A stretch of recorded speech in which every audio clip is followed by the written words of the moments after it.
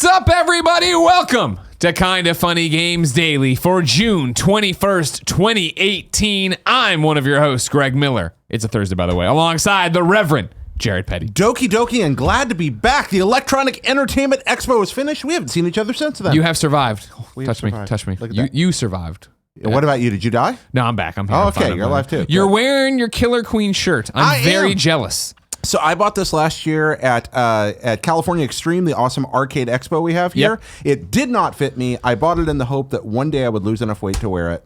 And here you are. And it's in vogue. It's in vogue right now. Did you get to go play Killer Queen Black at No, I didn't get to play Black at E3. We did. We made a party mode. It will be up one day. I've seen Andy working on it, so I know it's in the pipeline somewhere. I think it's really exciting because I think a lot of people out there, because it's so limited access to the original Killer Queen, have never played the game. Seeing y'all play it on party mode will help convey why it's so great. Game's gonna be big. When it comes to Switch, it's gonna be really, really big because it's so much fun to play. It's you know it. It's simple. Yeah. It's a simple idea, difficult to master. Yeah, to start making strategies like even we played what did we play, Kevin? 3 or 4 games? I mean, like every time you learned a little bit more, and by the end it was like, well, all right, next time I'll do this and you do that and blah blah blah. You know what I mean? Like, yeah, it's a 5-on-5 MOBA that plays out in 3 minutes, and it has it's the 3 different win conditions that make it awesome. The fact that you can win the game 3 ways, and you've got to constantly be watching the other team for that while trying to do it. It's great. Don't worry about the MOBA shit. It's not that. It's fun. I love winning. It's 4v4 too. We're not going to say on Switch. Nothing like victory by snail. Yeah, Victory by snail is when you know rewarding. You got some balls. Yeah. If you didn't know, ladies and gentlemen, this is Kinda Funny Games Daily. Each and every weekday on a variety of platforms, we come to you with the nerdy news you need to know about in the world of video games. If you like that, be part of the show. kindafunny.com/KFGD with your questions, comments, concerns, bad PSN names, squad ups, and everything else under the video game sun. Then watch us record it live. We record it live on twitch.tv/kindafunnygames. If you're watching live, we have a special job for you. Go to kindafunny.com/you're wrong. Tell us what we screw up as we screw it up so we can set the record straight for everybody watching later on youtube.com/kindafunnygames. Please subscribe. And listening on podcast services around the globe. Please subscribe wherever you get them. And if you really think we're doing a good job, head over to patreon.com/kindafunnygames. Kick us a buck or two. Get party mode early. Have some fun. Please subscribe. Please those bucks are helpful. They are. You have one. I have one of those bucks. Yeah, I do. I have some bucks. Patreon.com/hotblipjump. Yeah, yep. Patreon. Actually, Jared Petty. Or you just go to hotblipandjump.com, hotblipjump.com. They all take you to my Patreon. You'll find it. It's easy to find me. Yeah. Yeah, but it's actually Jared Petty's the Patreon. Do you ever, I mean, I still get it, obviously, but we've been around too long for it to be like a new feeling for me. Do you ever get that feeling, though, when you see Hot Blip and a Jump somewhere, and you're like, that's a real thing I created somewhere? Yes. Like I was doing the news today, and I saw you in the GameSpot blog roll of Jared Petty from Hot Blip and Jump is on the co-op stage. And I was like, oh, yeah. And then we were down there. I'm like, that's weird. It's surreal and weird and terrifying and wonderful. And it's only possible because the people out there watching and listening allow it to happen. Thank you. That's right. Thank you very much for our lives. Housekeeping for you. Kinda Funny Prom is 9 days away. Come to San Francisco. Party with us June 30th. You can get your tickets at kindafunny.com/tickets. I'll be there. Jared will be there. Kevin will be there. Absolutely. Everyone in this room will be there. Got that cosplay ready, my friend. Right. Of course. It's 80s versus 90s. Wear a tux, wear a dress, wear cosplay, do whatever you want. Just come party. Have some fun. It'll be great. Come in a t-shirt. Yeah, I mean, don't come in a t-shirt. You actually put some effort into it. You're doing you're doing a costume. So yeah, I'm doing a costume. Definitely. Angie and I both have some pretty fun stuff. Very excited to share it all and see all these photos we're gonna take. And then final piece of housekeeping. We're brought to you by Brooklinen and MeUndies, but I'll tell you about that later. For now, let's begin the show with what is and forever will be a jam-packed Roper Report. Time for some news. Wow, Kevin, it's Thursday and you are over this fucking week, huh? He mailed that one. Look how tired he is. No, me and him were both here yesterday super early for stuff. Yeah. Then I know he goes home, he always wants to sleep, but he doesn't. He does things. Now, you were here super early for stuff yesterday, but then you're like, oh, by the way, we could rest or we could stream Fortnite. Yeah. I mean, that was kind of... It's how we roll. Kinda Funny only knows one speed. Break your dick off speed. Number 1 on the Roper Report. Wait, how many total on the Roper Report? 5. Sorry, we were talking so much, having such a good time. Beggars dozen. Thank you very much, Kevin. Wow. Wow, yeah. Oh, that is. This show's kind of autopilot-y now from here on out for you, right? Like you can kick up. You don't even do the Just lay down, move the chair, and lay on the ground. What do you mean I don't do the I do the I'm saying you don't have to do the today. I'm gonna do it. The Kinda Funny best friends deserve better. They deserve more than that. They deserve a better baker's dozen than they just got. Now, here's what I'll let you know. Normally, maybe I would say that, and I'd ride Kevin. It's the week after E3, energy levels all over the place. I'm feeling great today. Yesterday, I felt a little low energy. What I want you to know is that I feel in a lot of ways, Kevin And I'm not saying we had a bad show yesterday. Kevin saved what could have been a boring show yesterday. I've seen the subreddit comments. I've seen the comments on kindafunny.com/KFGD saying Kevin was awesome. Kevin made one guy said, this is the best show of year 2 so far. Yeah. Now, granted, that would have only been, the show 2 technically. Okay, now I appreciate Kevin as much as anyone, but we can't rest on our laurels. We got to do more. We got to keep moving forward. Kevin, can you give that baker's dozen one more try? 5 items on the Roper Report. No, I can't. Damn! Number 1! Xbox and Switch have finally gotten their Minecraft crossplay on with that Bedrock update. But more importantly, the shade is real as these two throw it in fucking PlayStation's face left and right. The Minecraft Twitter says, the new version of Minecraft is out on Switch, features crossplay with Xbox One, Windows 10, VR, and mobile devices, plus the Super Mario Mash-Up Pack. Already own Minecraft on Switch? You can update to the new version for free. Woohoo! Now, this came with a trailer. A trailer that at the end says, create together, explore together, survive together on individual screens. So create together, explore together, survive. Yep. One side Xbox green, one side Switch red. Yep, that wonderful colored theme. So create together, Yep. explore together, survive together. Each one of those words having the green and the red behind it. Yeah. Well, they didn't want to have that French flag where they got that blue down there. Oh, too. no, of course not. Of course not. So this, that alone, you'd be like, oof, they're throwing some shade at PlayStation, That's right? Shade, then, of course, the meme police came out, or the meme creators, I should say, putting out the PlayStation one, just create alone. It's just a blue. It's the PlayStation blue that says create alone. And then Minecraft, Xbox, and Nintendo's Twitter's all getting in on it of like, hey, we can do this. You want to play together? What should we make? Well, and they're going back and forth talking about the crossover and all these different things. The real question is, has Wendy's Twitter, chimed in on this yet? I don't know, man.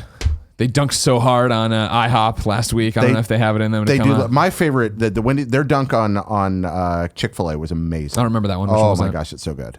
Which one do you remember? Yeah, it's just the one where Chick-fil-A tweets is there anything better than a spicy chicken Chick-fil-A sandwich on a Friday afternoon? And Wendy's like, yeah, one of ours on a Sunday. That's great. That was good. That was. And I don't usually go for the dunks. I'm not big on the dunks, but Wendy's does do the dunks this is just, I think, such a zeitgeist thing, let alone the fact that this has been a year in the making, which I would have totally forgotten if not for our anniversary of Kinda Funny Games Daily this week, where we went back. Thank you, Jared. We went back and looked at the stories from the first episode. The first episode was PlayStation's not doing crossplay with Minecraft and having quotes from Xbox or Phil Spencer and all these different things. Yeah. So to get here, finally have it to Minecraft hot on the heels of the entire Fortnite debacle here of no crossplay, no Epic account support, no cross progression, your account's locked, all this shit. It's just PlayStation's taking it on the chin right now, deservedly so, I think, in some respects. You know what I'm worried about is them alienating younger audiences with this. I mean, they already have enough trouble with younger audiences. All console developers, to some degree, have some, they'd like to capture larger segments of young audiences than they do. Yeah. But the Fortnite success and Minecraft success are both largely born of the fact that you can play them on anything. Sure. That they will run on a toaster. And you can play them on your phone. You can play them, and the more crossplay that's available, Fortnite's success is a matter of timing, great design, a wonderful game. The fact that it's free, and the fact that you can play it with your friends on just about anything. PlayStation getting left out of that. Yeah, they are not owning something. They are getting left out. I love PlayStation. I think they do a lot of smart things. I don't get this one. No, I do not understand. And we don't need to beat a dead horse. I know I've talked about it a lot and said it over and over again how disappointed I am. And I put up the tweet that then got the Smedley response that then became news stories everywhere. I don't get what they're going for here in the way that all you've done is now make me spend money on Switch when it could have been money I was spending with you. All you're doing is making me, when I do want to play it on a console, play it on an Xbox, back and forth to that. Well, so much of this stuff, I'm not inside their internal culture right now, but somebody probably made a policy call, and now it's a policy, and now they're looking at repercussions, and people are doing studies internally, I'll bet. But somebody eventually has to come along and say, oh, really? No, this was a good idea the whole time. And that'll eventually happen internally, and this will get fixed, I hope, because it's an egg on your face situation where you look at it. The last thing you want to do on the planet Earth when you're about to launch new hardware and your competitors are about to launch new hardware is to look like you're behind. And right now they look behind. On this one thing. They look behind the times, but for this sure. is a big thing.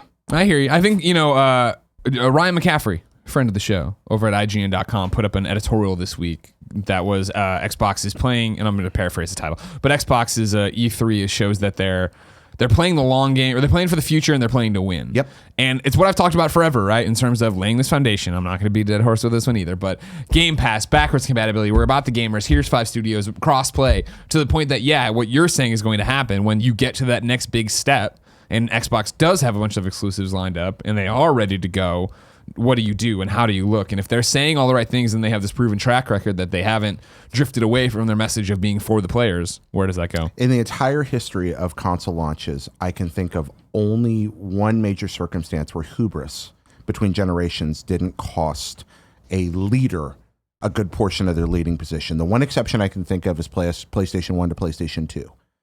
Every other jump in the history of the medium, going all the way back to the NES, has been a leader giving up market space because of hubris. Yeah. And PlayStation is so far ahead right now, and they're making the mistake of acting like they're so far ahead. Sure. That really scares me because I love the platform, and I don't want to see them screw this up. Yeah. It'll be interesting to see if it all becomes a moot point. Again, I do think that they have to do something here with the Fortnite problem, and we'll see how it gets. But let's stick with Xbox and Switch. Lucar Wolf writes in to kindafunny.com/KFGD and says, "What's good, Greg and Jared? Today, the Bedrock version of Minecraft released on Switch, which means Nintendo players can now play Minecraft together with Xbox users while earning Xbox achievements on their Xbox Live account. It's a really weird but very cool thing, and it's got me wondering, what other Nintendo cross Xbox collaborations do you think we could see in the future? To be clear, I'm not quite talking about something like Banjo and Kazooie and Smash Brothers. I'm wondering if we might see, for example, more Microsoft-owned games coming to Nintendo platforms with cross-play/cross progression. A wild idea I had was maybe Microsoft will release a streaming app for Switch that allows you to play, say, Gears 5 on Nintendo Switch. Is that outlandish? What do you think might happen in the future? I'm very interested in hearing your thoughts and speculation. Thanks for all that you do, Lucar Wolf." I think what you do is you look at the properties that you think could work on a handheld, and you start there. Things that are good for the touch interface, and you start there.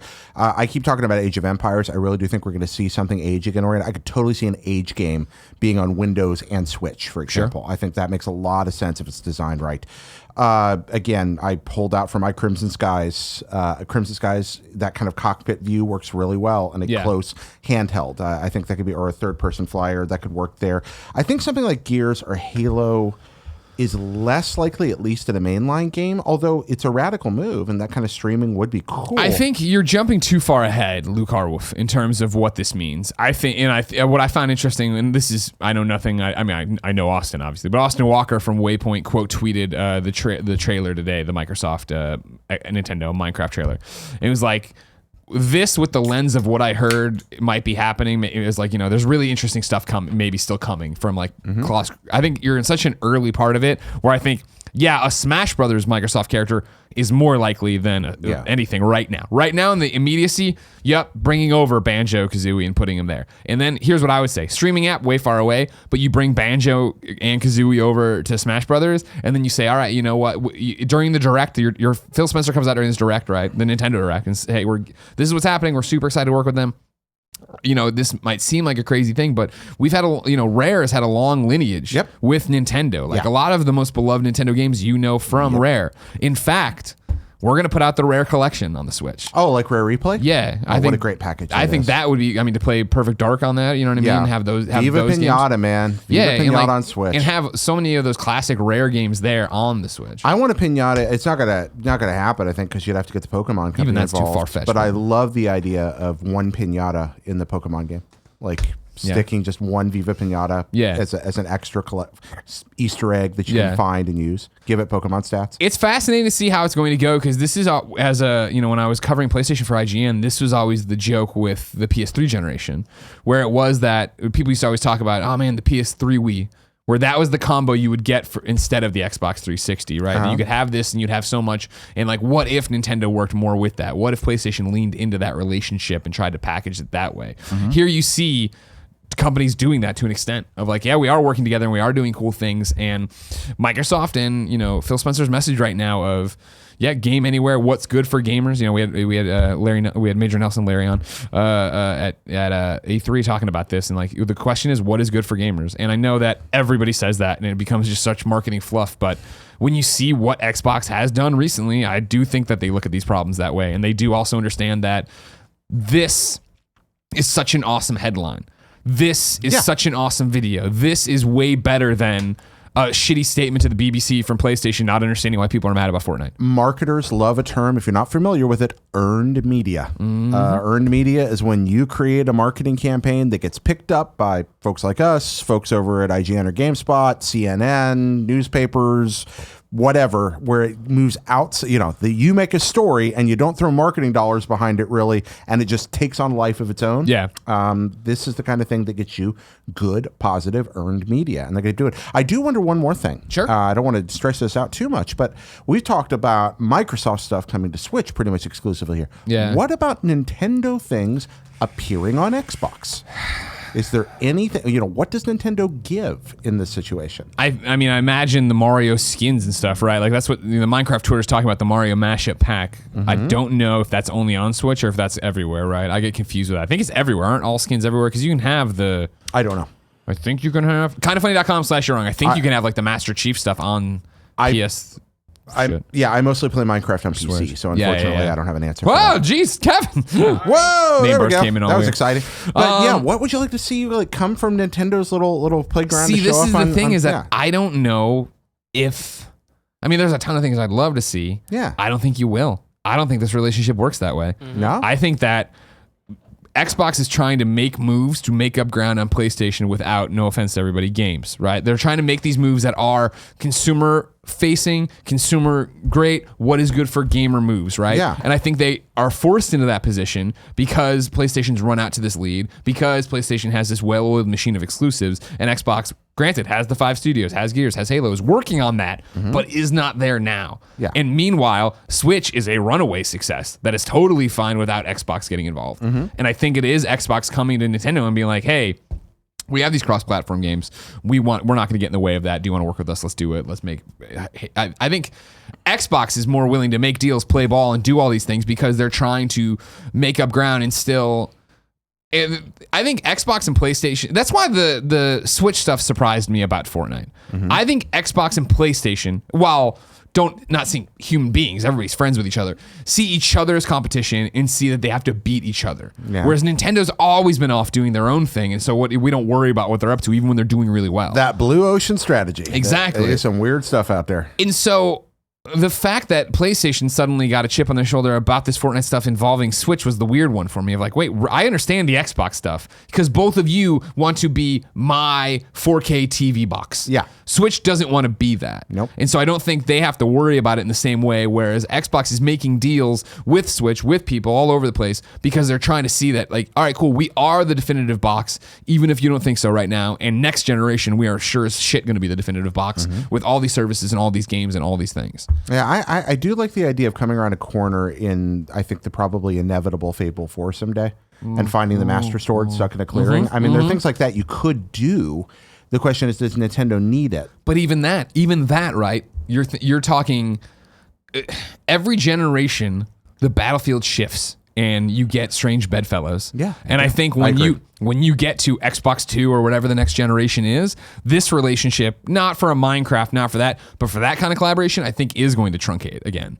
Where it's like, all right, cool, we're resetting everything and we have hopefully a whole bunch of great stuff coming out. We don't need to go that crazy. Yeah, Whereas Xbox, even with the rare replay stuff, right, is like, well, cool, we've made the money we're going to make on Rare on Xbox. Let's get it there and also look cool. Let's look cool to Nintendo people so that when they are saying, man, I should get a 4K game system. Oh, I'll get the Xbox One X, and I'll be able to carry my Fortnite stuff over, and I'll be able to carry my Minecraft stuff over, and I'll be, I love what you said about resetting. It reminds me, Chris Kohler just, I think, yesterday was talking about this, about how every company is probably very reluctant to hit that reset button because you effectively start at zero. You never know what's going to happen. The hardware iterations, how that's going to affect backwards compatibility. He had a lot of really interesting ideas on a Twitter thread about this. The required reading, we're going to talk about later, an article by Kat Bailey, is about like what happens to Switch when next-gen console hardware comes out. Right now it's in a great spot where a lot of stuff can be ported over and do all this stuff, but what about, when it leaps ahead? And fortunately, Kat being Kat, she actually went out and found someone that's a real expert on this and got informed feedback on that, which is what makes, we'll get to that, but that's later. Probably ought to move on to another article. Jared, you never have to probably do anything. We're having a good time. This is kind of funny. Games Daily. Subscribe, like, share. Number 2, the Steam Summer Sale has officially begun. This is from Brittney Vincent at Twinfinite. I'm in the pocket of big Twinfinite. I can't believe you continue to do this to me. I love doing it. Was Brittney the one you had on your... No, it was Yami, Yami, I apologize. their founder, who is We need to have her on here someday. She's great. Okay. Abendano, she's just fantastic and charismatic and wonderful. But yeah, she came on Red Dead Radio last week. Steam Summer Sale begins now. Brittney writes, the 2018 Steam Summer Sale is underway right now with plenty of sales to dig into and spend all that hard-earned cash on. This time, the sale has an intergalactic theme. Intergalactic planetary. As you can see below with the planets, aliens, and title of the sale embossed across the top store page. You can't actually see that because we don't have it. Good edit here. Yeah, good job it was putting this really article well in here. edited on my part. You sloppy Twinfinite. I was very sloppy there. I even edited this. I actually cut parts out. I still left that in there. Among some of the games on sale include Stardoc's selection of titles, head ups. Is it head up? Just head up? Head up. Not heads up. I think it's head up. Head up's portfolio of games and a whole lot more just waiting for you to sink your teeth into. So yeah, head over there, see what's happening. Everybody loves a good Steam sale. Yep, that runs through July the 5th. Yep. And the Steam Summer Sale, always a big deal. Whether or not you are big on the PC games, there's a lot of games on Steam that'll run on low-end PCs that are totally worth picking up. So does Minesweeper though, so you're covered. Number 3. I used to own a copy of Minesweeper on a CD-ROM. You're a dork. Oh yeah, totally. For the PC Engine, it was a console version of Minesweeper for the TurboGrafx 16 that came on a CD-ROM disc. It was really amazing. What were the special features like? Was there multiplayer? There really weren't special. It was just Minesweeper on a that must have been very compact disappointing disc. to come home with. It was amazing. Number 3, Epic Games is looking at Fortnite's endgame. Changes may be incoming. This is from Chris Pereira over at GameSpot. In a post on Fortnite's website, Epic explained that it plans to, quote, continue to make changes to evolve the game to give players multiple ways to counter each other in combat and create more strategies to win the game, end quote. It also specifically addresses the notion that building is the only way to win. Quote, it's important to support a variety of late game strategies that don't boil down to just build, lol. We strongly believe that the evolution of Fortnite supports a wide range of play styles and counterplay. Currently, the superiority of shotguns, rockets, and uncapped building are such a dominant play style in the final circle that most other strategies are being drowned out, end quote. Epic said it's already made some changes to address these concerns and will continue to do so. Weapon balance is being looked at, as is the resource economy, which it said, includes something like a cap on the number of resources you can hold. The quote next few weeks will see Epic continuing to look at changes it can make, and it says it wants to hear from players about what they want to see. Quote, you should be able to find victory royales through multiple strategies, it said. Shotguns should be strong, but other weapons have room to grow. Not every encounter should have to end with a build-off. We want to empower you to showcase your skill, strategy, and tactics in all variety of ways. I have no problem with this for 2 reasons. Sure. First, it is the nature of things for some strategies, some weapons, some whatever, whether in the real world or in games, to be better than others at any particular moment. Guns trump knives 99% of the time. Sure. You know, it's just better to have the gun if you're in a killing place. Sure. It's the better way to go. Right now, rocket launchers and shotguns are dominant in the late game in Fortnite. Fine. They're obviously aware of it. They're going to adjust that because they want to keep the game interesting. And then something else will become dominant once people shift and figure that out. That's part of the second part that feeds into this, which is that video games are inherently exploitable. Sure. Anything based on contemporary levels of artificial intelligence can be exploited. It goes all the way back to arcade games where people would figure out ways to work through glitches in the code or work through... Find patterns. Yeah, find patterns. Or we've been doing this as long as we've been playing games. Every boss battle you've ever been in is just a matter of figuring out the weaknesses and exploiting them throughout all of the history of games till whatever came out last year. This is just that playing itself out again because it's a live service game. They're going to change it. That'll change about it, but now it'll be a new thing. Repeat, rinse, repeat, keeps adapting. Epic's on top of it, not worried. Your thoughts? No, I like to hear it. You know, of course, we're all currently everyone kind of funny except Tim and Nick because they suck. Cool Red doesn't suck though. Cool Greg's not obsessed with it either. But like the majority of us are obsessed with Switch Minecraft, and we're playing every lunch break. So you mean Switch Fortnite? I apologize. Yes, God, I went the other way when I was trying to tell Tim a different story back there. The two games are ridiculously similar. So it's me, Andy, Kevin, and Joey at lunch playing over there, playing Fortnite on Switch and having a great time. And it's my deepest foray into the game. Like I've played it for party modes and in passing on PlayStation, but it just didn't click. But for some reason on Switch, being able to do it anywhere, having everybody in the same room screaming at each other, it's totally working. And so what I find with it is that yes, I am able to, even on solos, right, be in the top for sure. I would say most of the, well, you know how it is, whatever. A lot of times I'm getting down to, oh, you guys, we died at the 4th place. Our squad was 2nd place, blah, blah. And it's coming down to the fact that we're all handling the weapons well and understanding that mechanic, but building is still so, we're all getting better with it, but no one's doing the crazy builds up on getting to where you're in a higher place. And like, we're just not there yet. So that's why we keep losing. So I think we're going to get better at it. I think we're going to be able to figure it out. I don't think we'll ever be the best in the world at it. So something like this is interesting. I am interested as someone who's never going to commit months and months and months and months to Fortnite and stream it every day and really figure out how to be better at building. It'll be interesting to see what they do here. Because even if it was similar to when they put up, 50v50 or the Thanos mode or snipers only or whatever, if they just put up one that was like no building, that'd be interesting, right? Like, I mean, okay, cool. And I mean, they have so many optional and seasonal things they move in and out.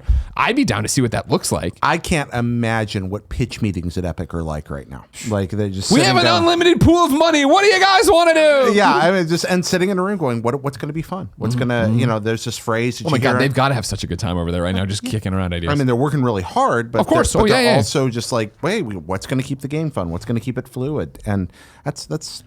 Yay games. I'm excited to see the future of that game. I'm excited to keep playing it. Might be playing with Cisco soon. No big deal, everybody. Number 4. NPD is rolling in for last month. This is via Seth Macy at IGN.com. Sup, Seth? State of Decay 2 took the top software spot in sales, beating out PlayStation exclusives God of War and Detroit Become Human. The PlayStation was the best-selling hardware platform, while the Nintendo Switch with neon red and blue Joy-Cons was the best-selling SKU. While PlayStation 4 came out on top, May was an enormously successful month for all 3 consoles, with PlayStation 4, Xbox One, and Nintendo Switch hitting, quote, all-time unit sales highs for a month of May. May 2018 had the highest May hardware sales numbers since 2011. The top 10 games for May 28 are as follows. Number 1, State of Decay 2. Number 2, God of War 2018. Number 3, Detroit Become Human. Number 4, Far Cry 5. Number 5, Donkey Kong Country Tropical Freeze. Number 6, Grand Theft Auto 5. Number 7, Hyrule Warriors Definitive Edition. Number 8, Tom Clancy's Rainbow Six Siege. Number 9, Mario Kart 8 Deluxe. And number 10, NBA 2K18. Got a couple of those perennials in there. I mean, yeah, not a ton of surprises here. It's that time in the console generation where prices have gotten low enough on the hardware and the libraries are big enough. Yeah. There's so much to play that it's really hard to wait. If people who are waiting aren't going to wait any longer. I mean, huge shot. You say no surprises. I woke up this morning and saw Matt Piscatella tweeting about, like, imagine walking into the office right now and you're Undead Labs social media manager. And I was like, what? Because I love Undead Labs. I'm like, what happened? I was expecting bad news. Not, hey, State of Decay was the best-selling game last month. I was like, oh my God, great. Oh no, I'm not surprised by that. Really? I just didn't think about it, I guess. It seemed to be really well positioned. Sure. I thought it was, people But there was concern, right? Game Pass, what is that going to do to it? Yeah. Like, is it going to make it where people don't want to pick it up? Well, it looks like not. So there we go. Game Pass is a winning strategy, no, sure. People are looking for a reason to use that console, and they found one. Yeah. Glad to see God of War doing well. Glad to see Detroit charting at number 3. I'm sure they wanted that higher, but hey. Love seeing GTA 5 at number 6. Never going to stop. Yeah, never going to stop. It's when Red Dead gets out, maybe, but probably never going to stop. Probably never stopping. Now, I don't know this. I strongly suspect that they'll make GTA dollars and Red Dead dollars for online the same thing. I'll bet you they use a common currency between both games to keep people playing both. Interesting. I would be shocked if they don't. What do they call it? Are they Rockstar Bucks now? I think they're called GTA dollars right credits? now. Kindoffunny.com/you're yeah, wrong. I believe they're GTA Bucks or GTA dollars. And yeah, you get your shark card, and I'll bet you I no inside information on this at all, but my guess is that's what they'll do because they want to keep people playing both games. Yeah. Why not? Red Dead's coming up, buddy. Yeah, it's coming up real fast. If only there was a weekly podcast about Red Dead. A weekly podcast? Oh, Red Dead Radio, the one you put up? Red Dead Radio D, new episode going up tomorrow. Sean Bolin and Game Attack. Game Attack. Some say the true champ, but again, it's all fake wrestling, so don't worry about it. Number 5, Atari VCS Weirdness is happening. This is from the Register where Kieren McCarthy, yeah, I got that right. Yep. Reports. Legendary games company Atari has accused a Register reporter of making stuff up and acting unprofessionally following an interview earlier this year in San Francisco at the launch of its new games console, the Atari VCS. In that article, we were critical of the fact that the machine did not work and that its chief operating officer, Michael Arts, or Arzd, whom we spoke to, appeared unable to answer even the most basic questions about the product. We were shown, quote, engineering design models, end quote, that were said to be real, yet turned out did not work, and pointed out as much. Subsequently, a potential buyer of an Atari VCS posted a link to the article on the company's Facebook page and asked the business to explain it. Atari responded, we honestly can't explain that article either. Our executive sat with that reporter for half an hour and he wrote what he wanted instead of what was discussed with him. Sadly, there are even irresponsible trolls in professional positions, I guess. We clearly said that we were bringing engineering design models to GDC, and lots of people clearly don't understand what that means. Hunks of plastic? Well, yeah, that's how you finalize the designs and confirm that you can get the look and feel you want for the finished products. Sad. Then back to the Register.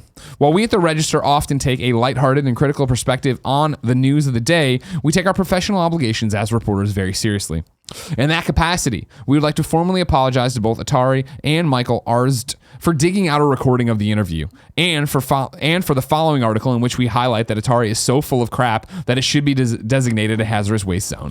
Okay. They then post the interview and then tear apart, go through the interview and like, this is what we're talking about. Yeah. Okay. So there's a lot here. I read the original article. Yeah. I went to which was basically like they had questions. They sit down with this Michael man. Yeah. And they're like, hey, what about this? What about that? I don't know. We don't know. We're still working on it. Blah, blah, blah. They seem like, and I'm not saying Greg Miller called it, this isn't a well thought out thing, this VCS. So what they sit down with here is there's this idea that somebody got a long time ago that there's absolutely no prejudice, bias, or preconception in following up news stories. That's untrue. We absolutely go in informed, and we have context that draws us toward, hey, we walk in the room, we may have a preconception. Very often that preconception is changed through the interview, but there's some there. Sure. They obviously had some real questions about this crowdfunded project and the actual reality of whether or not there was hardware available to be seen. Yeah. They were told they were going to get engineering design mock-ups, and that's what they got. They chose to focus their article on the fact that what we got were engineering design mock-ups.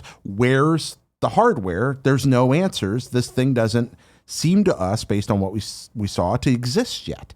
That's what they focused on.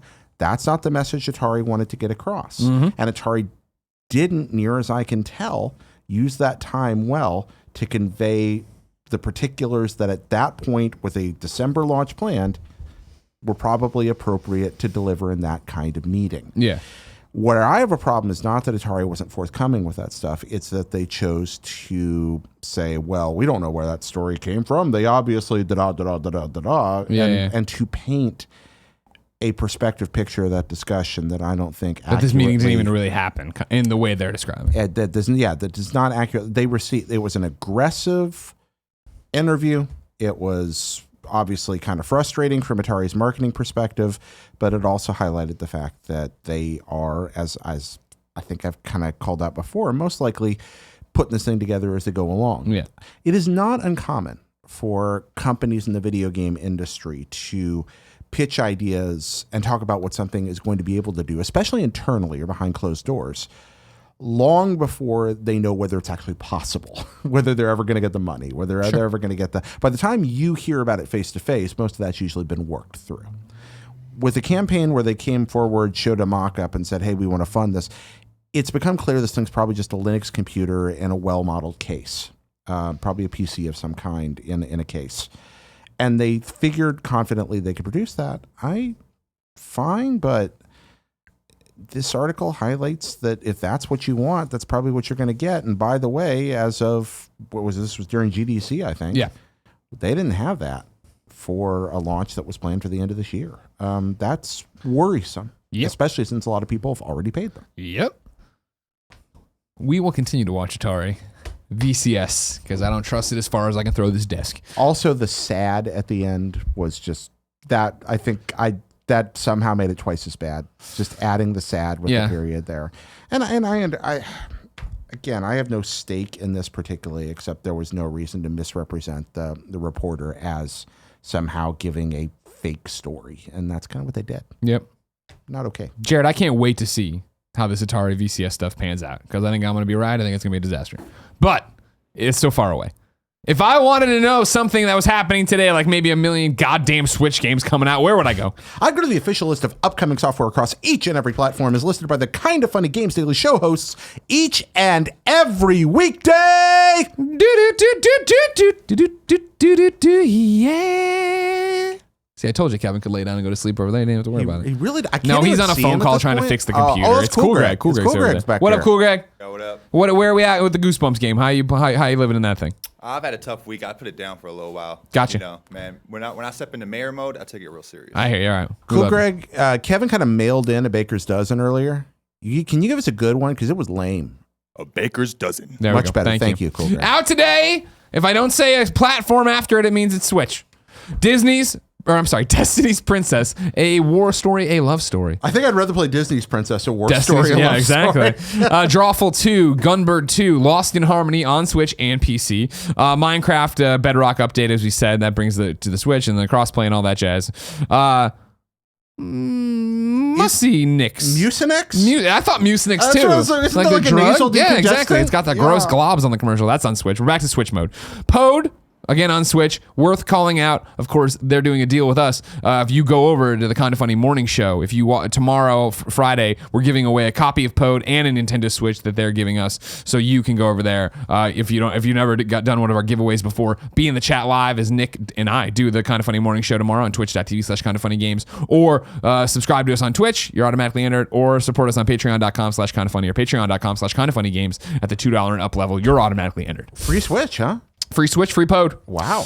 The Journey Down, Chapter 1 on Switch. Damn it, I'm back to this. Well, I'm just not. They got me. Vegas Party, Switch. Westworld on iOS and Android devices. The Echo Combat Open Beta has launched on Rift. Now we're really into the Switch business. 1917, The Alien Invasion DX. ACA, Neo Geo, The Last Blade 2. Stop it right there, ladies and gentlemen. This one's a standout. Oh, really? Oh, yeah. This is one of the best fighting games ever made. That's all you need to be saying. If you like fighting games, this is one of the best. Huh. That's all. Okay, well, that was easy. Anima, Gates of Memories Arcane Edition. Anima, Gates of Memories, The Nameless Chronicles. Caveman Warriors, this is just a demo on the Switch. Johnny Turbo's Arcade, Wizard Fire. Stop it right there. Okay. I knew you'd have something to say about Johnny Turbo. Not just Johnny Turbo, but Wizard Fire. If you'd have told me in a million years there was a chance of Wizard Fire being released individually on any platform ever in the history of time, I would have laughed at you. But it's happened, and I really kind of like Wizard Fire. It's just like side-scrolling Gauntlet / Golden Axe kind of. Oh, okay. It's just an arcade game, and I haven't played the Switch version yet. It's a Johnny Turbo emulation. Those tend to be really good. It's if you like old beat 'em up arcade games. This is your jam? I'm absolutely going to play this Okay. week. Yeah. We'll look for your update next week on Gamescast. Mahjong Deluxe 3, Whip Whip. Then, I'm going to read this. This is from Monster Proms, people. It's a big day for the hit multiplayer dating sim Monster Prom. Not only is the game getting its first big free update today, it's also going on sale for the first time. Aptly titled Fucking Hot, the update includes new stories, maps, and summary outfits for the hot-headed students of Spooky High, with just 3 weeks left until prom night. Remember, Kinda Funny Prom Saturday. A week from Saturday. Arena of Valor, Nintendo Switch's closed beta. Sign-ups start today. You can go find those on their website. Meanwhile, I got a bevy of new dates for you. A bevy, you say? I do. Urban Fantasy Adventure Unavowed will release August 8th on Windows and Mac. Defiance 2050's open beta is coming to PC this weekend. Warhammer Vermintide 2 is coming to Xbox One in July. Chic Hondo Soul Eater is coming to Nintendo Switch, PS4, and Xbox One this summer sometime. I read that a Sharknado Soul Eater at first. That would also be a good game. Yeah. Dragon Ball Fighter Z for Nintendo Switch is launching in the Americas on September 28th, 2018. Victor Vran Overkill Edition slays its way to Nintendo Switch on August 28th, 2018. Rifter will be released on PC, Mac, Linux, Steam, July 12th. Tropico is coming to iPad in sometime in 2018. Oh, that's cool. Really? Yeah. I missed this. Yeah. Got the press release today. I love Tropico. A lot of people do. But Yeah. it never clicked for me, but I know people love Tropico. That's a neat. If assuming Explain it. that's Give your- me an elevator pitch of what Tropico is. Yeah, you're a dictator of a banana republic. It's a god game. If this is the original Tropico, it's really well done and a lot of fun. It's like what if what if you were God, not of like the perfect civilization, but you were just an evil dictator trying to keep a third world nation afloat and maintain in charge so that democracy couldn't actually take hold? It's an interesting game. Sounds like me running this company. NHL 19 is coming out September 14th, and then Overcooked 2 is August 7th. I wasn't sure if we knew the Overcooked August 7th release date, but I saw it both on the PlayStation blog and then get kicked around somebody else. And you know I love Overcooked and Overcooked 2 from what I've played, so I'm saying again, August 7th. That's really exciting. Deals of the day for you. Killing Floor 2's free weekend starts now. PlayStation 4 and Xbox One players today can get a free weekend of Killing Floor 2. It ends Monday, June 25th. And we already mentioned on a Roper Report, but don't forget that Steam sale starts today. Exactly. Time for Reader Mail, but first I'm going to tell you it's brought to you by two lovely sponsors. The first, Brooklinen.com. You spend a third of your life in the sheets. They make a difference with how you sleep. Start getting better sleep with the best sheets ever. Brooklinen.com has them. No big markup. They're awesome. I use them. Again, go to Instagram.com/GameOverGreggy. I put up a snap today or whatever they call them, a story of me and Portillo chilling in these sheets. Greg, I love them. Porty loves them. Yes. What comes between you and your Brooklinen? Nothing. Except my wiener dog.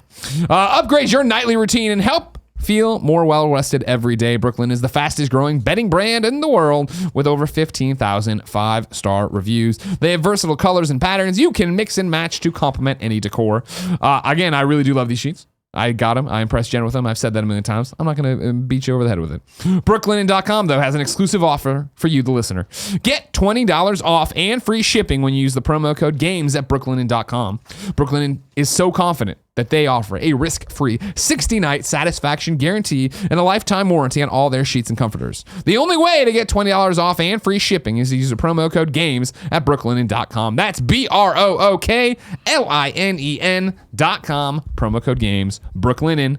These are the best sheets ever. Greg, do you think we get Brooklinen to send us enough sheets that we could build a blanket fort here in the studio? We can try. Okay. And I'm down too. I think that would be a lot of fun. A blanket fort, like party mode. See, you're giving it away though, right? That's like a higher tier ad package. Down here, we'll read it. The next one, though, we'll make a blanket fort and podcast from it. I just like the idea, like, we do the sponsored content. We got the party mode going on in the blanket fort. Totally. I'd play that. I'm in. Right. MeUndies is the other sponsor. You've definitely heard me talk about MeUndies, and you know what? You're going to hear it again because I love these GD underwear.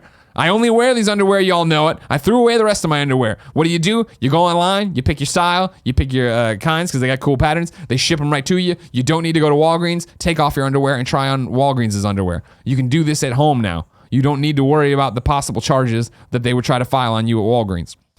You can get incredible underwear sent to your door with MeUndies, meaning no more hunting around in that Walgreens like I'm talking about. MeUndies is so sure you love the first pair that if you're not happy, they'll do whatever they can to make it right. And if they can't, keep the underwear and they'll refund you. It's risk-free, so try it out now. If you're already part of the MeUndies fam, like so many of us are, Kind of Funny Best Friends represent, tell your friends about it through their referral program. They'll get a discount. You'll get store credit. It's win-win. What's your color and weave today? That's a great question. I didn't pay attention. What you got? I only wear boxer briefs, and today it's just the orange. Just the orange with the orange? black. Yeah, I'm a briefs man myself.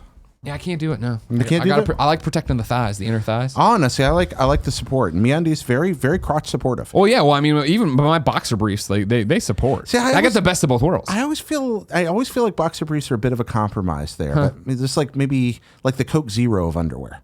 Whatever. Go there and pick yours. They got all sorts of kinds. Don't worry. Let's try it then, all right? First-time purchasers get 20% off their first pair of MeUndies with free shipping. That's 20% off and free shipping. And a guarantee that you'll love these things. Get your butt over to MeUndies.com and treat yourself to get your 20% off your first pair, free shipping, a 100% satisfaction guarantee. Go to MeUndies.com/GamesDaily. That's MeUndies.com/GamesDaily. JokerJay writes into kindoffunny.com/KFGD and says, while this year's E3 wasn't Year of Dreams, it definitely was the year of sequels. Almost every big game featured in the presentations was a sequel or the next iteration in a series. Rage 2, Doom 2, Division 2, Beyond Good and Evil 2, Dying Light 2, Crew 2, Hitman 2, Last of Us 2, and so on and so on.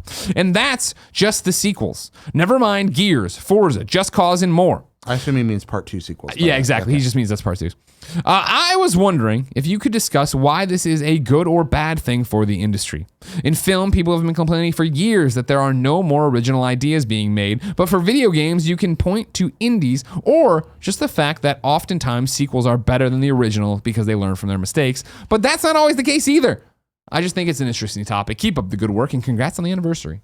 Excellent. Well, I got thoughts on that. One of the things is that we are well into a hardware cycle right now. Yeah. And it is not at all uncommon as we reach the end of a hardware cycle for sequels to really come rushing in because there have been original IPs introduced that are now being refined. And so getting a lot of number 2s now makes sense. Things that were either really big at the end of the PlayStation 3, Xbox 360 generation, or that were early releases in this generation are going to get their sequels right about now.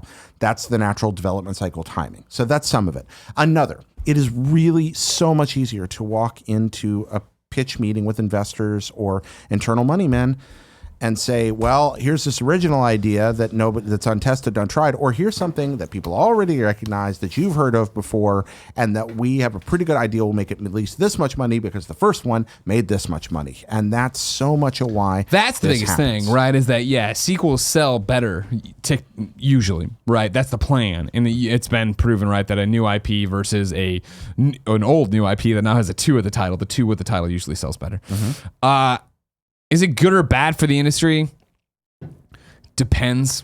You know what I mean? I don't think the thing about video games right now in 2018, where we're at, is I don't think we're hurting for new IP and new, and I mean obviously intellectual properties. So new chances, new games. I do think the indies do a great job of filling that, but I also think you see chances like Vampire or whatever the hell you fucking call it. You see Horizon, right? You see.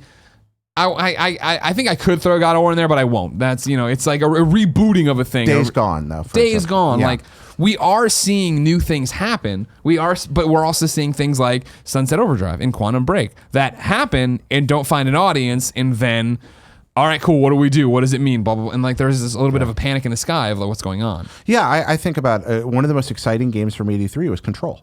And largely because it is something new. So I think it's a bad thing for gaming. I think that it's a bad thing I think it's a less good thing than it could be. I'll put it this way. Okay. For the art form. Sure. Because I do think that more money behind innovation ultimately leads to, again, better sequels, pushing the state of the art. If Rockstar had never taken a risk on Red Dead Redemption, and it was a risk, then we would not all be clamoring 8 years later for a Red Dead 2 game that's going to be gangbusters. That's going to sell very well. We all know that now. But that wasn't guaranteed when they launched that game. Because they were trying something new. They took a long-term investment strategy. So I want to see more of that. The indie space helps, but I do want to play more Sunset Overdrives. I do want to play more games that are just something completely distinctive. You get some of that with licensed games. Spider-Man's not a sequel to anything else, but it is tied to something we all understand. Yeah. So the fact that we're getting a new Spider-Man game, that helps with some of that gap. But I want to play things that are utterly original, and there's less of it than I'd like. Yeah, I hear you. I feel, for me personally, and this is, I guess, the kind of games I like, where I feel like, indies scratch the itch there. You do see PlayStation and now Microsoft as they get their first party up and really running, of like them taking chances and doing things. But I do like the idea of, all right, cool, how do we get around this?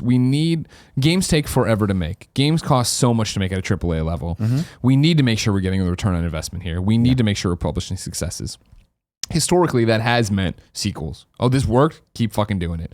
But I do like a little bit of the cheat code of, okay, cool, we're Marvel Games, and we have a bunch of IP, and we've seen in the decades before we took over Marvel Games, hey, Iron Man's movie's coming out. Let's take a shit out an Iron Man game. That'll be fucking fine, right? I much prefer it to be, cool, Insomniac had something cool with Sunset Overdrive, and it didn't find the audience, but we think there's something there. We know they can tell stories, and they got something. Why not give them this IP that then makes it's not a new property, but it is a new game for them, and it is this thing we're all excited about, right? Yeah. And you hear that then, all right, cool, Crystal Dynamics.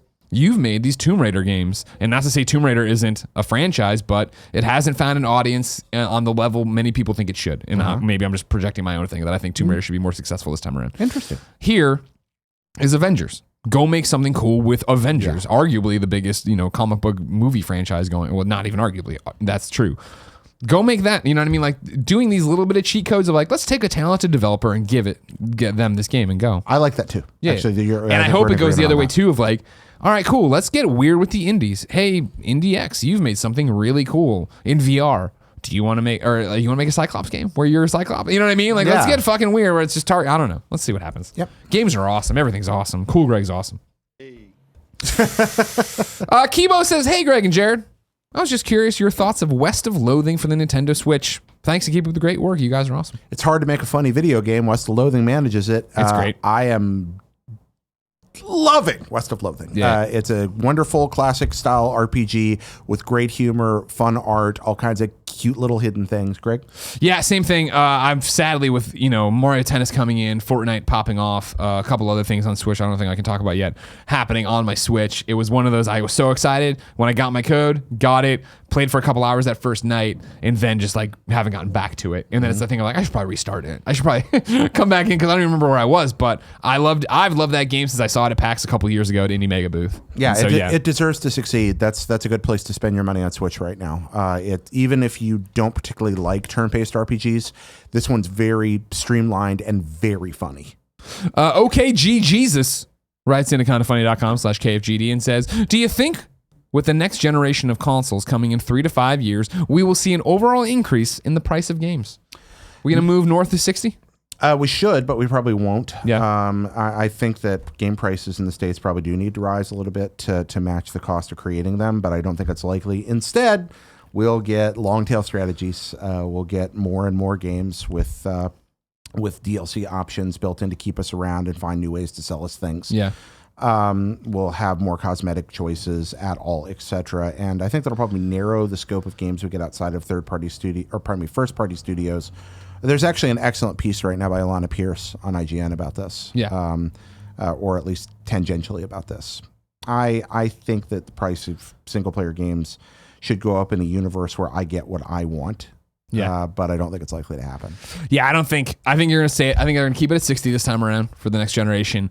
But yeah, it'll be more, I mean, as you're already seeing now, more in the next question referring to that of like, how do you continue to monetize an audience? And not in a scuzzy way, but in a way we got to keep our servers on. We got to keep these sometimes people. in a scuzzy way. Sure, but I think that, again, EA and all these other people who have fucked it up this generation, I think you've seen people succeed at it and learn from it. And let's run to the next question because it comes down to this. All right. Osama writes into kindoffunny.com/KFGD and says, hey, KFGD crew. I'm writing in concerning the news about the Event Pass and Rocket Pass from yesterday. Of course, the Event Pass was for PUBG, Rocket Pass was for Rocket League, and they were basically both like the Fortnite Battle Pass. When Greg first read the articles, I was expecting him to be upset about the copycat passes in Rocket League and PUBG, but rather Greg and Andrea were happy that these progression systems were being pushed onto the players of these two online games. I was frankly shocked at your responses because I could not find a single person in either of these games' subreddits that was at all in favor of these changes. Everyone in those threads shared a very coherent sentiment.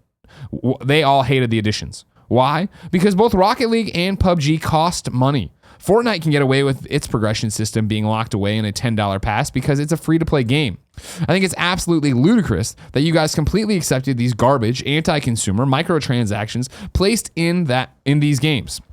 What annoys me more is that if these devs do not get any backlash for these additions, other devs will soon replace their entire progression and level systems behind a $10 or $15 paywall on top of the entry price of the game.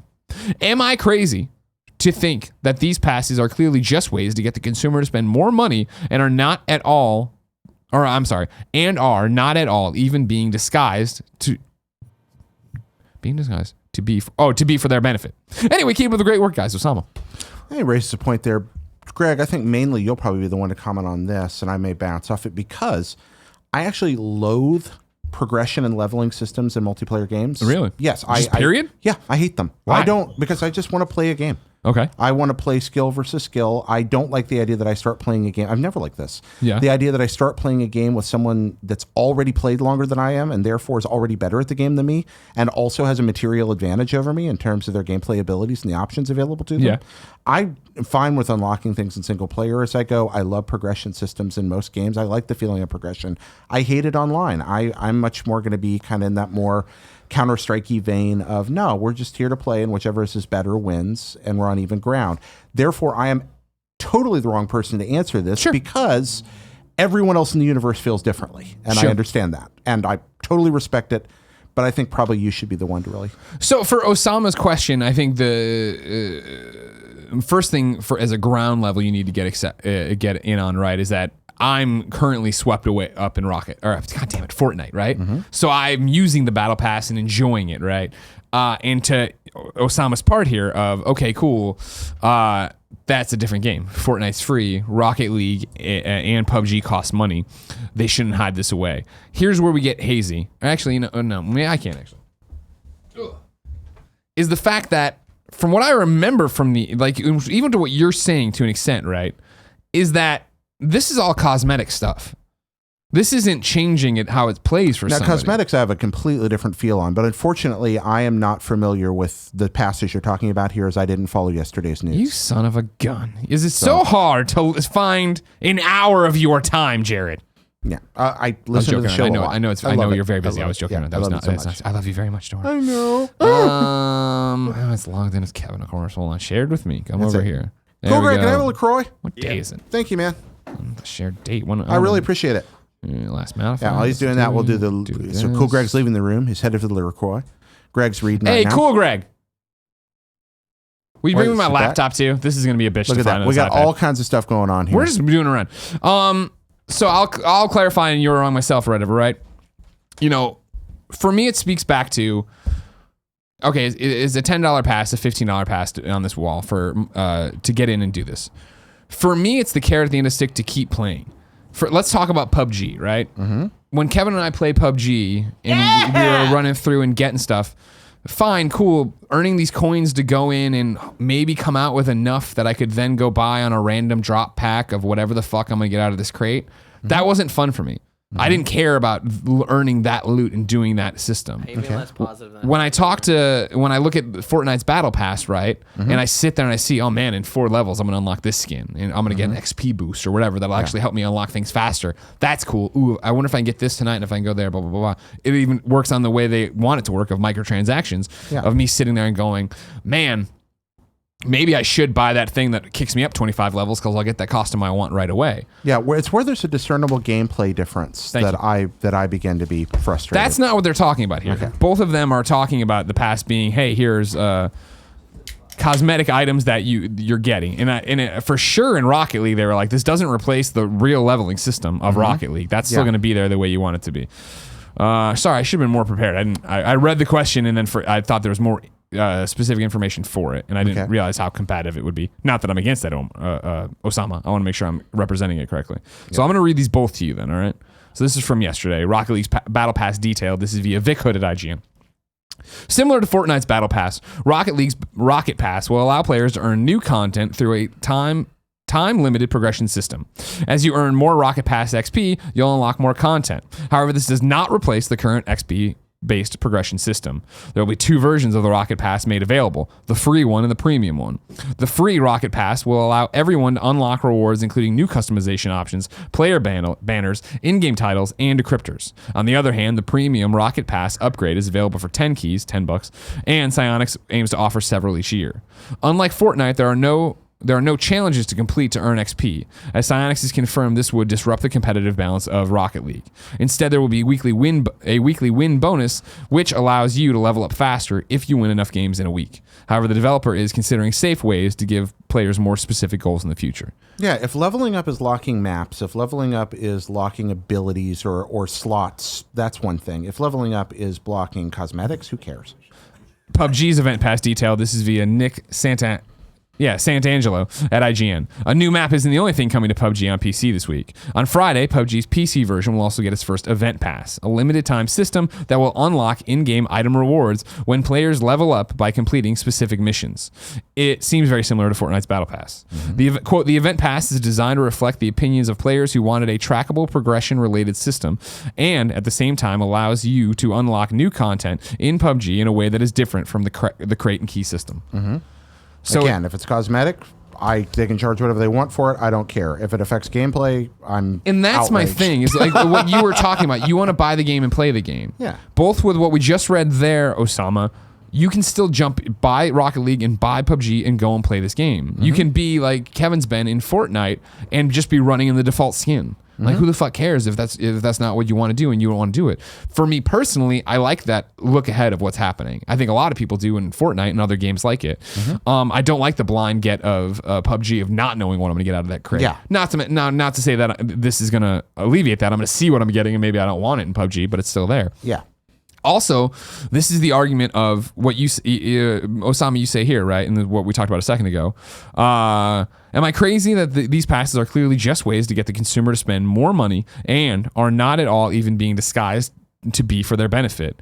No, you're not crazy, Osama. That's business. Like, I understand this argument that you bought Rocket League, you own Rocket League's yours now. You already gave them your money. You did. Psyonix wants to continue. They don't want to make a sequel from when they talk about that game. They just want to add to it, which means they need to hire more people, there needs to be more R&D, there needs to be more testers, there needs to be more marketing. They need to keep the servers on and hopefully grow the community to add more server. Like, it's not like we're buying Super Mario on NES anymore and just walking away and the game is done. Like, there's still so much stuff happening there. And granted, yes, Rocket League made $1 gajillion and PUBG's made $1 gajillion too. I'm not just trying to harp on Rocket League. I just feel like what we're talking about is how much a game is going to cost going forward next generation. There needs to be the reality of how your sausage is getting made here. And the fact that, though, they're not hiding this because they're offering you a product they want you to buy. It's not at all being disguised to be for their benefit, the consumer's benefit. Like, no. Maybe he just doesn't see the value proposition. That might be more. So ignore it and he's don't trying to- use it, trying to right? Like, express. I haven't looked into the subreddit, and that's the other thing that's interesting about this. I did see an IGN article today that there's a whole bunch of backlash about the PUBG thing of people being mad about it, right? This is very much that line I talk about all the time with season passes, where a game will get a season pass and everybody's fucking mad about it, but a lot of people mad about it. We're never going to play that game. So what do they care about the season pass, right? For me, this is the thing of like, cool, like I like Rocket League and I like PUBG. I'm not a hardcore player. Maybe one day, similar to what's happening here with Fortnite, I'm going to get bit and be all over it and be into it. I'm not in this community. So if the subreddits and the people are mad, and maybe I'm sure we're going to get to You're Wrong and see maybe I've missed something. Fine, I get it, and your opinion matters, but I don't like the idea that Osama seems to be offended that this is a way for them to make money. Like, no, they want to make money. This is a business. They want to continue to grow and give it back. And that's the weird thing for Psyonix's audience to be mad because they've been so good to them. Maybe the argument is Psyonix being good to the community. Maybe the argument is, and this could be, this is purely speculative, that these folks, when they spent their $60 or whatever they spent on Rocket League, thought they were then going to have access to everything afterward that came out for the game. That was the message that they understood and that they felt misled. That's one possibility. And if somebody feels misled in that regard and the marketing didn't match up to that, well, yes, that would indeed be angry. So I would hear that and understand that, except for the fact Rocket League's put out so much stuff since then, right? That they have, that we just did the Jurassic World cards and the Batman Superman stuff and the Nintendo, like, when are we getting that Greg Miller bobblehead on top? We have the Team Fat flag in there. Yeah, we should probably. We weren't smart when we were like, oh, they're going to let us put a flag in there. Should we put our logo, our company name? No. Put a reference to a shirt we're not even going to sell forever. Great idea, guys. Good idea. That was well planned, Greg. Well planned. Well done. So hold on. I want to. We're going to get to the real You're Wrong in a second, but I want to come in here and see because just a few people are. Right there. It's not bad. No, and obviously this is the kind of stuff I want. Let's go. Mark Freeman wrote into kindoffunny.com/You're Wrong, and everybody stop. These will be the last, unless you really feel like they're missing the point. I don't want Mark everyone. Freeman. Mark says, as someone who got Rocket League for free on PlayStation Plus, admittedly bought some DLC. As someone who got Rocket League for free on PlayStation Plus, admittedly bought some DLC, but since keys and trading has come out, has not bought a key, period. That's not a sentence, man. As it stands, I have what are you trying to say, Mark? What are you fucking trying to say? He's happy. He's saying to do it. He doesn't care. That we gotta work. I understand you're typing into That's form. that's like when you go to E3 and you're sitting down with like a translator for somebody who speaks a different language, and you ask a long question. It's hard on the fly, right? And, and then the person speaks their reply for 3 minutes. The translator looks at you and says, "Yes." Okay. Yeah, I love when that happens. Lord of Pone writes in and says, regarding Rocket Pass specifically, I've seen plenty of support from people on Reset Era and even people in the pro scene that like the Rocket Pass and think it's a great addition. Rocket League items are all cosmetic and up to this point has already been entirely RNG based on progression. Currently, you have a chance to get an item or crate after every completed match. XP in Rocket League is also getting reworked. Currently, leveling is capped at 70 and takes exponentially more XP to reach each time. I've been playing a couple hours a week all year and have leveled to 56. The new XP system coming soon would put it more in line with other live games like Overwatch and Fortnite. I could go on and on about this at length, so if you want more, just hit me up. No, that's good. I just want to make sure we're all fine. Until they add progression to desert golfing, I'm not interested. And then Kebabs writes in with the final thing for this thing is, Greg, if you want to replace the team fat flag, Psyonix is absolutely up for changing it. They've done similar things like this before, like changing the design of packs. No, I know. Every time me and Dunham are together, we joke around about it, but then it's like, oh, we have real things to do. You don't come back and like I don't have anything to do. Do you think they can get my face in there? No, fix me first. Let's fix our thing first. I'm selfish. I want you're fine. You know what? I'll make money. it so you're never in Rocket League. All right? You probably could. That's true. I do. Definitely. Ladies and gentlemen, it's time to squad up. This is where one of you writes into kindafunny.com/KFGD. Give me your name, username, platform of choice, and why you need help in a video game.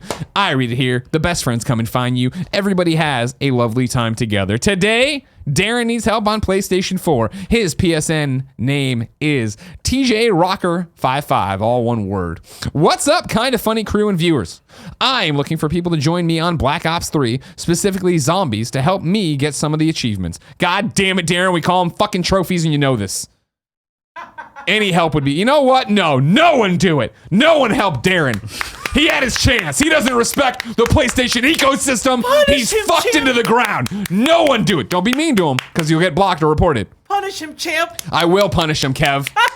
No one be nice to Darin. No one respond to Darin. I do not condone this cyberbullying. I didn't say bullying. I said don't be mean to him. I'm just saying ignore his request now. I don't think that's a fair way to talk to our champ. Thank you very much. I don't think Thank that's a you. fair way.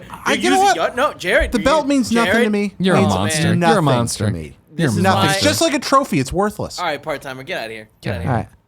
right. You put in a required reading. I did. Yeah. That ties into tomorrow's host. It does. You put the required reading from usgamer.net, the article, What the Next Console Generation Could Mean for Switch, by the one and only Cat Bailey. Exactly. Cat Bailey of Axe of the Blood God fame, of Active Time Babble fame, America's foremost expert on Super Robot Tyson, and just a heck of a wonderful person, is going to be on here tomorrow. But she wrote a really great article where she sat down with somebody who actually works on Switch games to say, hey, what does Xbox Next, what does PS5 mean for Switch? What's possible? What games are going to be ported? How's that porting going to work? And they kind of dig down into those technical issues in a really smart but easily ingested way. And they also talk about the possibility of Switch hardware iteration. And it's a great read, great thing to read before Kat's on here tomorrow as your guest. I was so thrilled to find out she was going to be here, and I'm so sad I'm not going to be in tomorrow because she's just one of my favorite people in this industry. Cat Bailey is a great person from usgamer.net. She's the co-host for the first time tomorrow on Kinda Funny Games Daily. So everyone, you have homework. Go home and read what the next console generation could mean for Switch, according to one of its key developers over on usgamer.net. So you will be caught up on everything happening tomorrow. Unlike us, Kat Bailey does her homework. You know, I built the show, right? You built the show, yeah. I should have read, but didn't that one go in really, really late, like right before we? Who knows what's going on? Right. Ladies and gentlemen, we ask everybody watching live on twitch.tv/kindafunnygames to keep us honest in a segment we call You're Wrong. This is where you write in and correct anything we said stupid during the live show. So everybody watching later on youtube.com/kindafunnygames and listening on podcast services around the globe gets the straight truth. Or were we wrong about Greg Miller? No. Do we have a lot of pedantic, like... Abrac writes in and says, Jared jokingly said they didn't add the PlayStation Blue to the Minecraft ad because they didn't want it looking like the flag of France. Yes, I know the French flag is red, white, and blue. No green involved. I know. Kebabs says a fact to nibble on. Banjo, Master Chief, and Gear skins are available on the PS3, PS4, and Vita versions of Minecraft. Okay. Thank you for clarifying that. I wasn't sure of that. Lucar Wolf says the Super Mario Mashup Pack is only on the Wii U and Switch versions of Minecraft. Great. Nope. Somebody says, not a you're wrong, then don't fucking write in here. It's very simple. Kevin, ban him. He's banned. Thank you very much. Kebab says GTA's funny name for its in-game cash is GTA money sign. They call it GTA dollars. Yeah. No, I didn't. That's not, yeah. Yep. I like to think of them as GTA ducats, No, GTA doubloons, perhaps. Yeah. I think it'd be all right. Everybody still wants me to call Dragon Ball fighters, but they have a capital Z at the end, so it's Dragon Ball Fighter Z. They can get into a real thing and do it the right way if they want. What about Fighters? It's good enough too. I can do that. Yeah. Fighters. Keep going. That's like Sid Meier's Pirates. Pirates! There's that exclamation Yeah, the point at the exclamation, end. yeah. Yeah, I got that. What's that? I'm just laughing at the whole exclamation mark. Yeah. You just said this as Sid Meier's Pirates. It's great. I like when they put question marks or exclamation points on titles. There's an old Odyssey game. It's just called Bees because it has this exclamation point at the end for some reason. I'll take it. I once took a class that title was not only all caps, it also had an exclamation mark. What was the class? Disease. Jesus. Wow, Yeah. was this in college? Yeah. And they just called it disease with an exclamation point? Yeah. Wow, I really want to take that It's a class. fun class. Sounds Learned amazing. a lot about diseases. If you didn't, I took a class in college called World Food and You. That's a fun one. And I was like, I Did you eat a lot can't of wait food? to test all this food and eat all this food. And I fucking got there, and it was about like fucking how food, like the economy of food works across the fucking world. I think we had Easy A, but I was like, I am not eating a crepe. I thought I was gonna I thought I'd be eating a fucking croque monsieur right now. I think we had very different college experiences. I had like advanced Greek and Old Testament origins and like beginning biblical Well, interpretation. you were going in and- a different way, I think, with your degree than I was. Yeah, maybe a I was little just bit. looking for the fucking gen ed requirement, and I thought I'm gonna get to eat a cake, and now here I am learning about how they fucking make. I don't even remember. I remember nothing of it. I think my favorite course title was History of Philosophy and Christian Thought. I always thought that was a fun one. That sounded like and it was a good class. I liked that one a lot. But Ladies and gentlemen, this has been Kinda Funny Games Daily, each and every weekday on a variety of platforms. We run you through the nerdy video game news you need to know about. If you like that, be part of the show. kindafunny.com/KFGD. Questions, comments, and more, write them in right now. Start right now, and then I'll look at them tomorrow morning and put together the show with me and Kat. We'll be back then. Remember, watch live, twitch.tv/kindafunnygames. Watch later, youtube.com/kindafunnygames. Listen anytime on podcast services around the globe. And of course, if you thought we did a good job today, go support us on patreon.com/kindafunnygames. Until next time, it's been our pleasure to serve you. it's a marathon of content today. Woo!